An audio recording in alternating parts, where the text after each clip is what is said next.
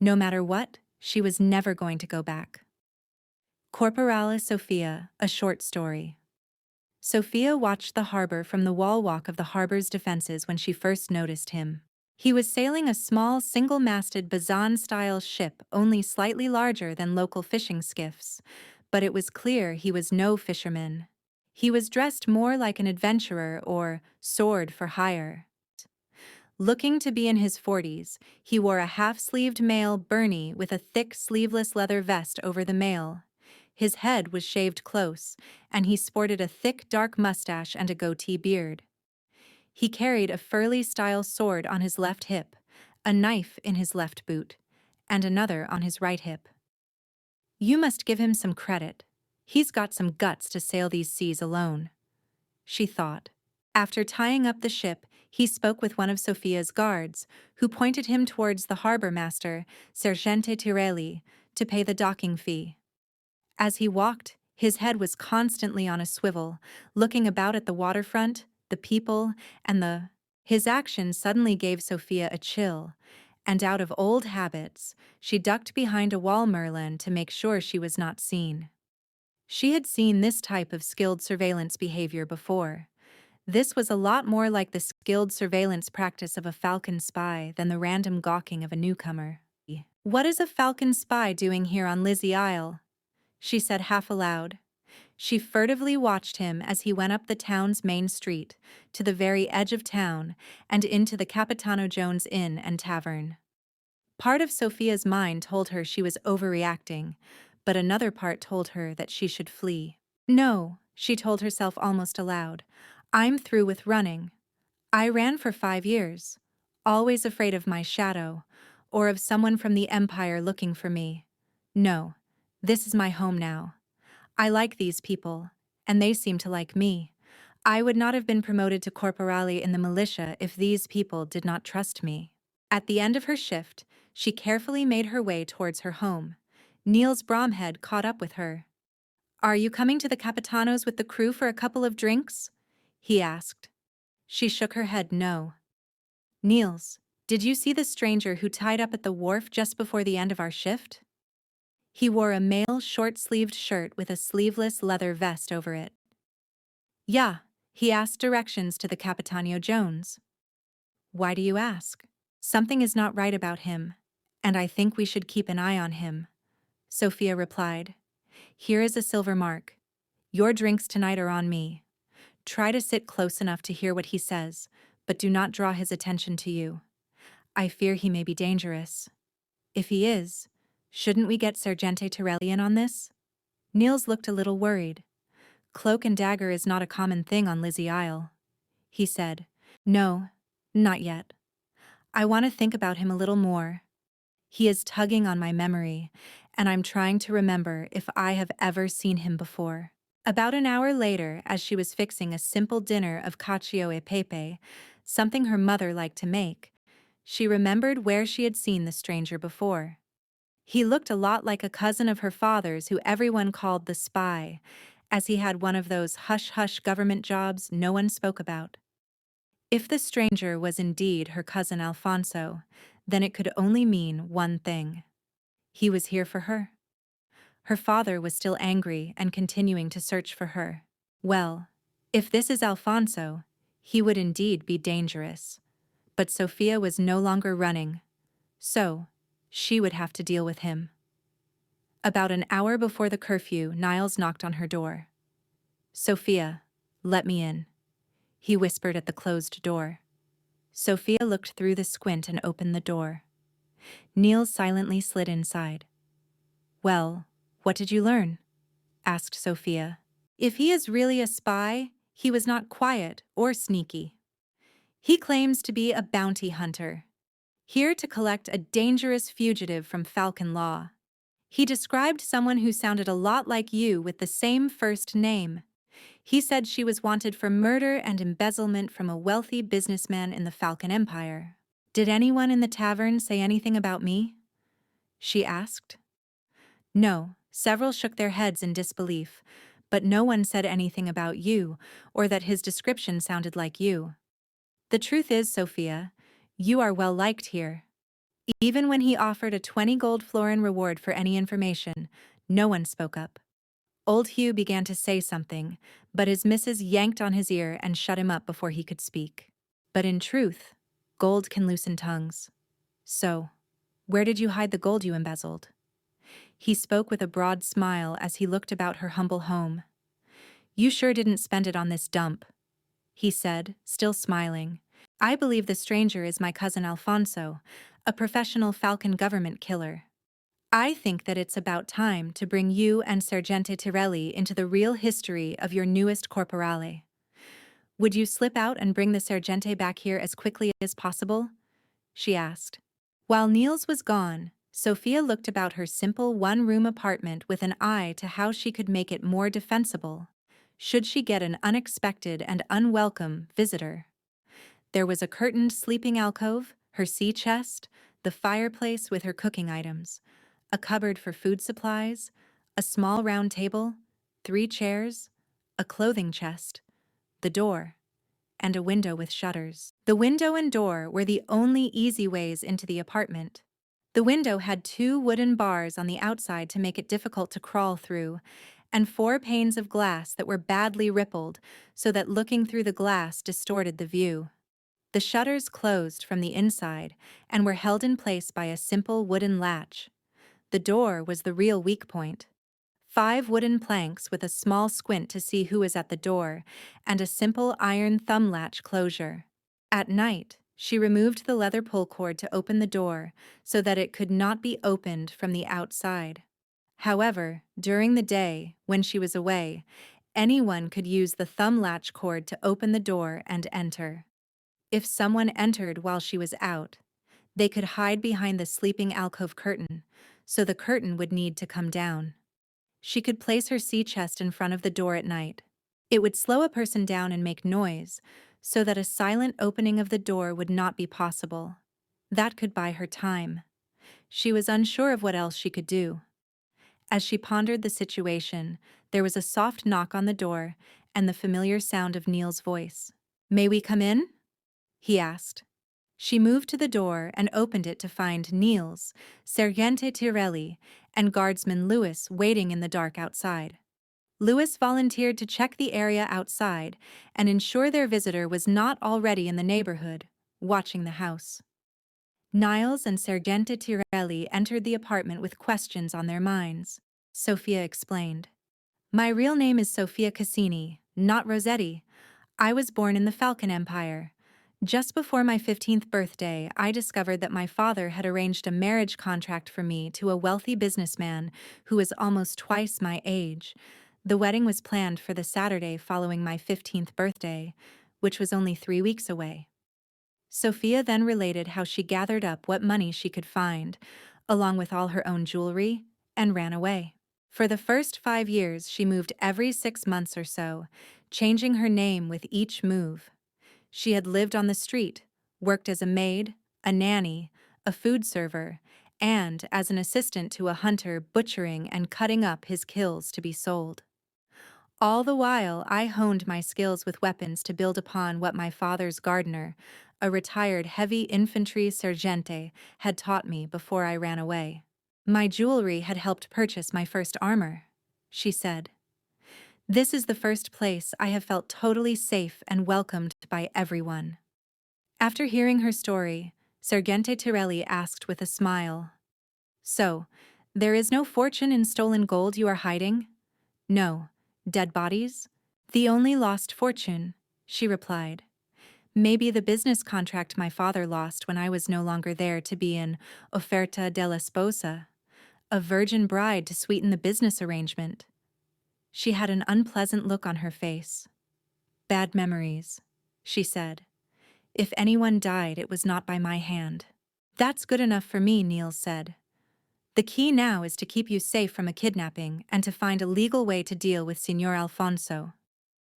I still have some questions about the past, but they will keep for now. Niels is right. Keeping you safe is the first step. The sergente said, I'm a bit concerned about tonight. Niels said. No one has seen Signor Alfonso since about 9 tonight, when he said he was tired and was going to go to his room. If he is a trained agent of the Empire, he may have slipped out of the building unnoticed. You are right. I don't think Sophia should be left alone until this problem is solved. Sophia, how would you like a full-time roommate? Tirelli asked. Niels looked at him as if he had heard his name called at roll call. Sorry, Nils. I was thinking of my daughter Rachel as Sophia's new roommate. They know and like each other, and Rachel has good basic self-defense skills. She is also good with a knife. More importantly, she could run for help. Port Elizabeth is not that large a town. In less than 10 minutes, we could have half a dozen or more armed militia members here to help. My guess is that Signor Alfonso doesn't want any witnesses, and he can't afford to kill or even injure a citizen. He is not filed as an agent of a foreign country, so he does not have diplomatic immunity. If he violated one of our laws, he would have to face the full weight of the law. So, what do you think, Sophia? Sergente Tirelli asked. The choice is now yours. With a faint smile towards Niles, Sophia said, I'll take Rachel as a roommate if she is willing to take the risk. I'm only assuming that my cousin wants to take me back to my father to be punished. Crossing the small room, she asked, what about the rest of tonight? What if he acts quickly? I don't think there is a significant risk. First, he will need to make sure you are the Sophia he is looking for, even if someone has talked because of the offer of 20 florins. He will then have to find out where you live, and he may want to watch your activities for a day or two to determine when the best time to attack will be. The sergente said, If you think you can trust him, I can order Niels to stay here for the rest of tonight just to be on the safe side. Oh, I think I can make Niels behave himself, Sophia said in her best Corporale voice, but with a smile. Okay, I will have Rachel here first thing tomorrow. I will have a cot brought over, along with her clothing chest. It should look as if she has been your roommate for a while. Once she is settled in, just make sure you both stay together any time you are not on duty with the militia. Just make sure you are never alone until we can find a way to deal with Signor Alfonso. After the sergente had left, Sophia had Niels move her sea chest in front of the door, making it harder to open. She then told him he could take a chair or the floor as he wished, next to the wall between the shuttered window and the door. She then crawled into bed behind her curtain. With a yawn, she told him to blow out the candle and try to get some sleep. A good night's sleep was not what Sophia had. She woke up 3 times because of some noise, and then lay awake for more than an hour each time listening in the dark to every sound until she drifted off to sleep again. Morning found her stiff and tired. She and Niels had both just finished breakfast when there was a knock on the door. Niels cracked open the shutter just enough to say that he saw an older man standing by the door. Sophia opened the squint and exclaimed, "Signor Fletcher?"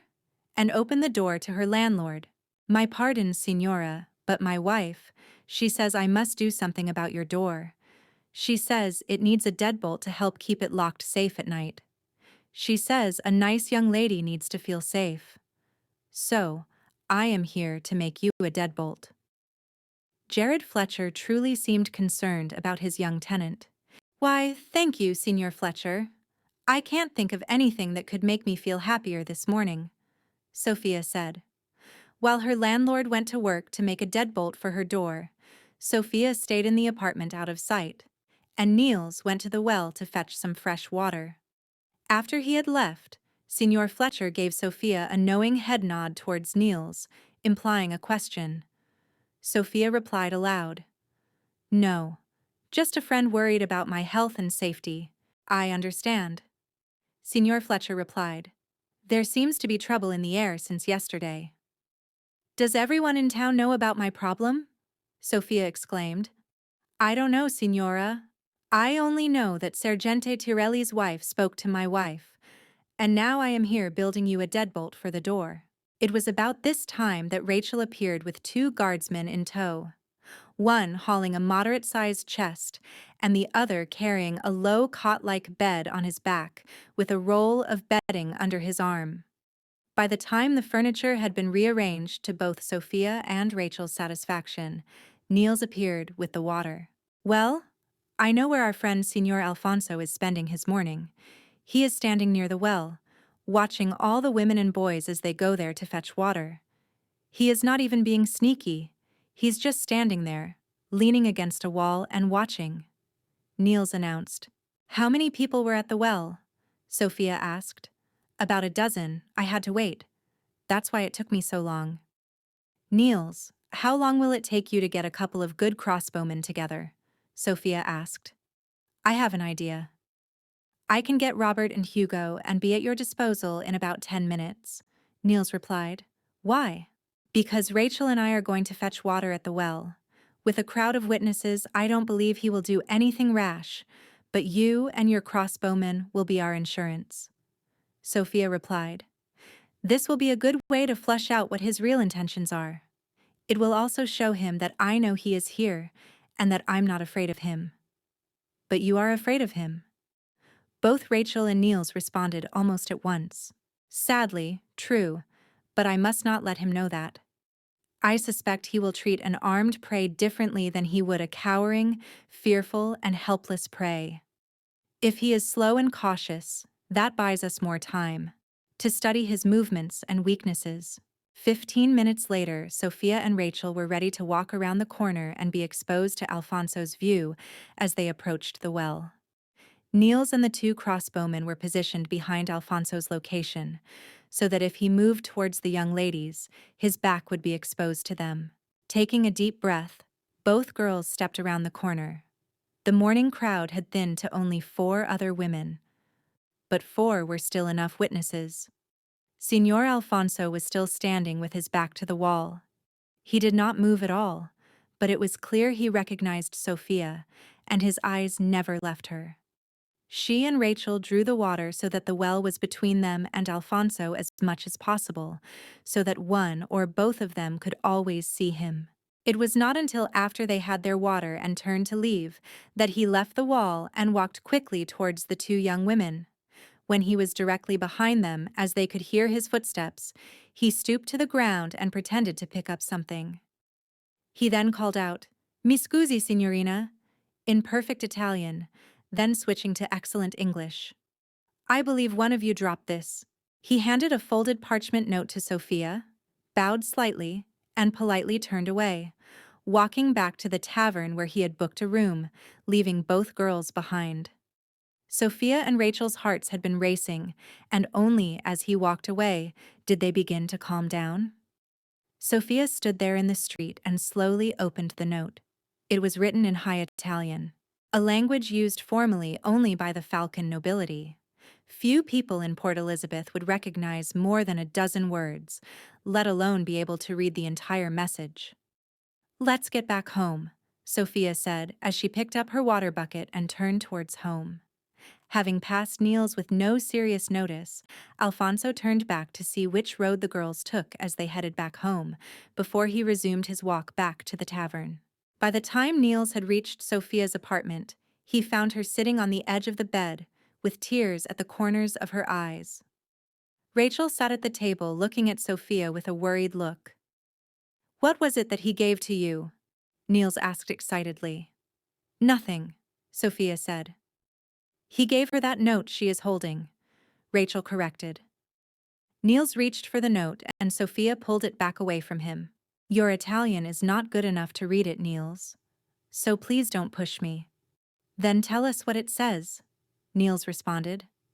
"It says that I must go back to the Empire and answer for the shame I brought upon my family, that I have the choice of going back freely or in chains," Sophia said, choking back her emotions. "What else does it say, Sophia? Your actions imply there is more." Niels continued to hold his hand out for the note. "I suspect Sergente Tirelli will be able to read the note if you will not tell us. He wants me to meet him at the abandoned farmhouse north of town near the stone quarry about dusk." "And?" Niels prodded. "He says that the militia guards can't protect everyone in town, and he will kill my friends one at a time if I don't comply." Sophia's voice cracked with emotion as she spoke. "I can't put all of you at risk." "You don't have to." Niels was excited. "Making a threat to kill or injure is a crime. We have him." "No, we don't," Sophia responded. The note is written in the double talk of the Falcon nobility. Meanings are clear, yet only if you read between the lines. In a court of law, this note will not be enough to convict him of any crime. He knew that when he wrote it this way. The three friends sat in silence for almost an hour. Niels, you need to go get ready. Your guard shift will start soon, and I also need to get myself ready for my shift, Sophia said. Niels left, and Sophia began to freshen up and dress in her armor. As Corporale of the militia guard, she needed to compose herself. She asked Rachel to stay and keep the apartment locked with the new deadbolt until she returned around 6 p.m. after her 6-hour shift. She wanted to be sure that when she returned, the apartment would be safe and secure. She told Rachel that she didn't think Alfonso would bother the place unless she failed to meet him this evening. You're not going to meet him, are you? Rachel said with a pleading voice. Sophia responded, I feel that I must, but I am hoping I can work out a plan that will leave him disappointed and empty-handed. Don't worry, Rachel, I will only be alone in a nominal fashion. If he can be caught kidnapping me, then we will have a good legal case to punish him. Maybe even enough that he will never return. I almost hope he will resist arrest because then, if he were killed resisting arrest, it would turn out even better. Rachel agreed to stay and keep the apartment secure until Sophia returned, but she told Sophia that it was a waste of time to tell her not to worry, as she was already worried and would remain so until this mess was all over. While Sophia was at work trying to think through the details of her plan, Rachel decided she had a plan of her own. She slipped out of the apartment, leaving a leaf stuck in the door jamb, a trick her father had told her about. If anyone opened the door while she was gone, the leaf would fall and not be where she had placed it when she returned. She then went to speak with her mother about a plan she had thought of. She wanted to make sure the militia didn't fail. She wanted a backup option to keep her friend Sophia safe. Sophia found it hard to concentrate on all of her duties. At various times during her shift, all of the guardsmen came to her, expressing their support if she needed it, and their concern for her safety. Twice, she spotted Alfonso at a distance watching her. Sergente Tirelli spoke with her several times and expressed his concern.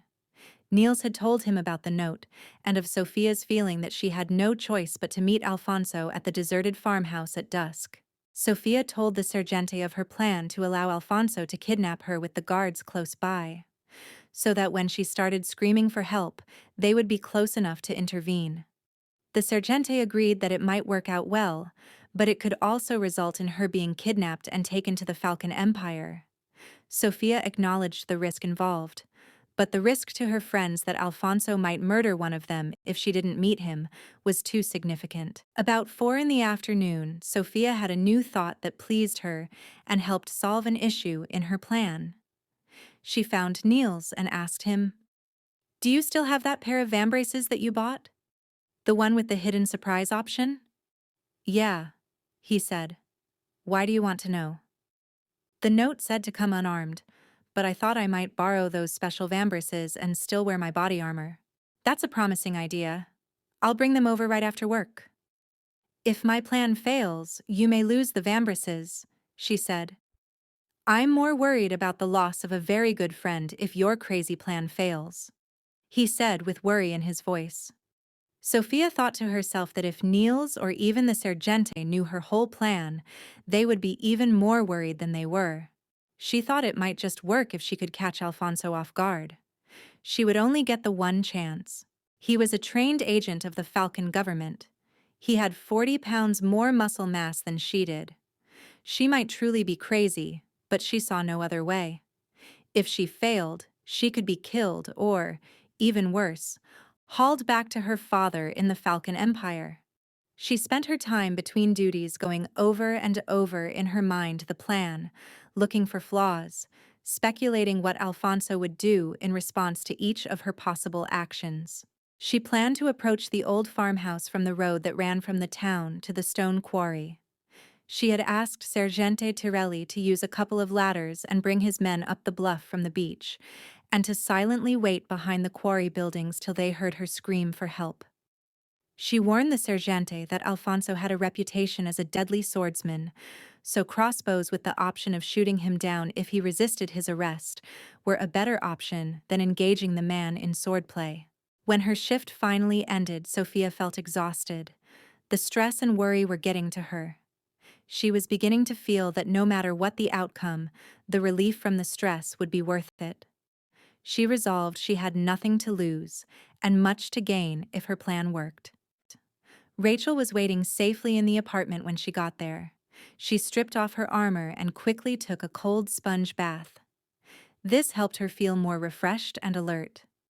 She then redressed in her armor, leaving off her weapons and her own vambraces.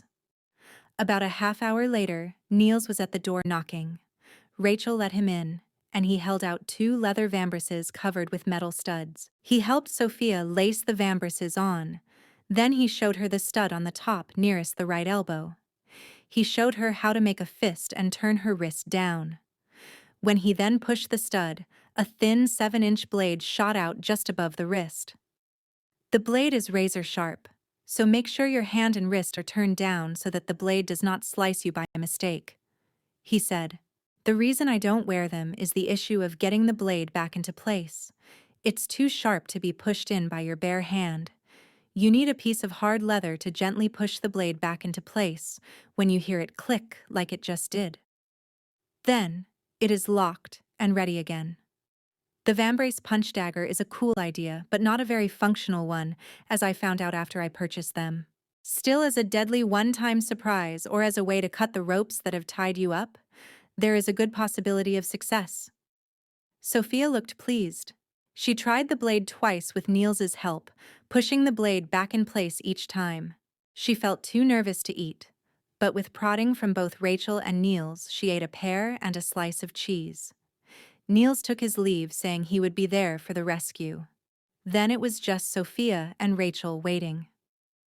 About an eternity-long hour later, there was a knock on the door that just about caused Sophia to jump out of her skin. Rachel opened the door where her younger sister stood. The man just left the tavern and headed north out of town on the quarry road, she announced.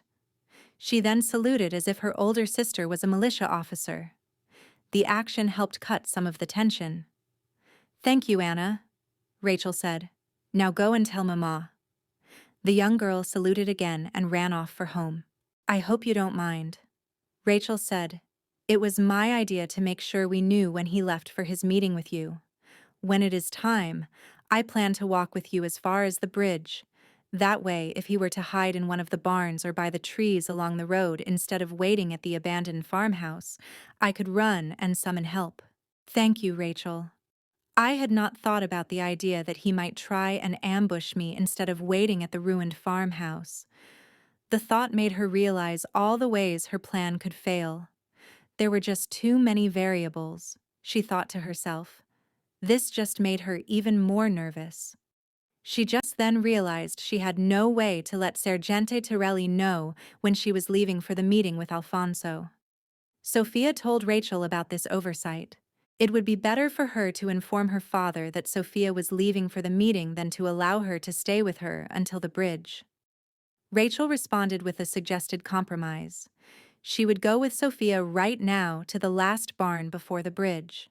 Sophia could then wait at the barn for at least 20 minutes while Rachel ran back to her father and the guards to inform them of Sophia's location. Rachel suggested that if Alfonso were focused on watching Sophia cross the bridge and slowly walk towards the old farmhouse, there would be less chance of him seeing the guards approach the quarry buildings behind him. So, that was the new plan, and the 2 girls left the apartment and began heading through town to the North Quarry Road. The barns along the road all proved to be empty, and no one was seen hiding among the scattered trees along the road. After checking out the last barn, Rachel hugged Sophia and then ran back to town, crying. Sophia sat in the entrance to the barn, choking back tears and trying to calm her fear. She had never had so many good and loyal friends. Sophia stayed for a good half hour, by her calculation, at the barn, then returned to the road and slowly began walking across the small bridge. She then turned west towards the quarry and the old abandoned farmhouse. Walking slowly helped her nerves better than sitting and doing nothing at the barn. She thought she briefly glimpsed Alfonso watching her from inside the farmhouse, but she wasn't completely sure. He did seem to know how to keep a low profile when it was to his advantage. She decided to leave the road and walk across an old fallow field towards the farmhouse. The rough field meant walking more slowly, even though it was a more direct route. The slowness helped her stay calm, and she suspected that for Alfonso, a man of action, it might be irritatingly slow, putting him on edge and distracting him with his own frustration. When she was about 15 feet from the farmhouse, she stopped and called out, "You win, Alfonso." With this, she sank to her knees with her knees spread apart and her hands stretched out ready to be tied. Alfonso emerged from the shadows, standing in the building's ruined doorway. Stepping forward a couple of steps towards her, he spoke. "You stupid girl, look at all of the trouble you have caused. It's obvious that your father spoiled you as a child, that you have been so willful and destructive in your silly behavior." As he moved closer, he pulled iron wrist cuffs from behind his back. Stepping closer, he began to bend forward to place the cuffs on her wrists. "When I get you back to the Empire, I will be so happy to make you pay for your silly girl fantasies." Sophia suddenly kicked up with her feet and flopped back onto her back, her feet kicking up so that she trapped Alfonso's neck as he leaned forward between her knees. She applied as much pressure as she could to shut off the blood flow to his head. Her ankles locked behind his head more easily than she thought they would. She screamed for help as loud as she could. He began to rise, but as her body weight now hung from his neck, that only increased the pressure on his neck arteries. His hands grasped her legs in an effort to pull them apart. His hands and arms were stronger than she thought they would be.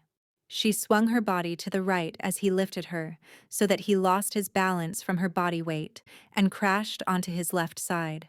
His sword and boot dagger were now unreachable.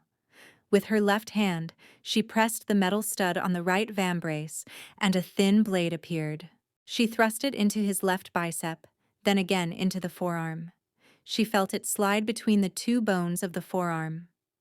He swore as he swung his arm back in pain. The blade snapped off, embedded in his forearm.